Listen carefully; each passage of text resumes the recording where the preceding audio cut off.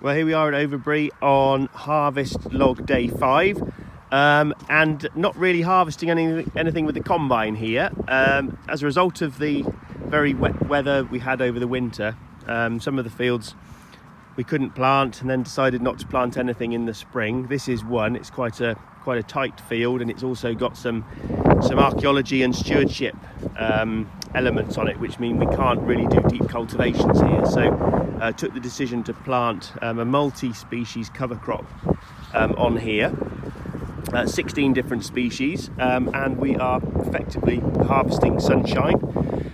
All these plants obviously growing, capturing carbon, putting that into the ground, locking it away, and it's a really interesting blend that we have here. Pollinators, bees, bumblebees, anything like that, sort of little wasps, parasitic wasps, are all absolutely loving it.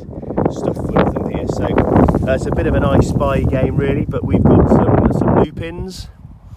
We've of course got the lovely sunflowers, which are great to see.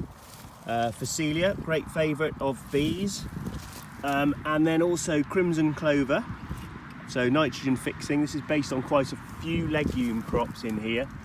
Bit of brassica in here, we've got some fodder radish, we've got some stubble turnip, we've got some white clover, a bit of linseed there, so good for tilth creation and compaction removal. We've got some oats, some field peas,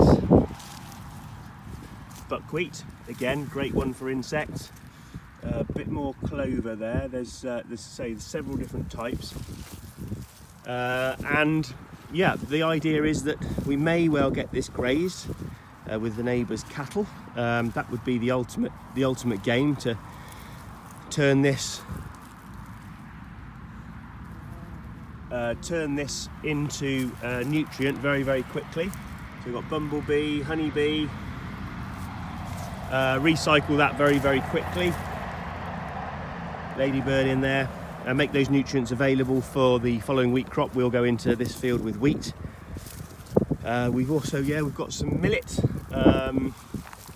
So it's real mixed up species. It's not the biggest cover crop. I'd have loved to have seen it all kind of waist height, but the very dry May had a big impact in growth and biomass, which is disappointing, but that's the nature of the season, I'm afraid, this year.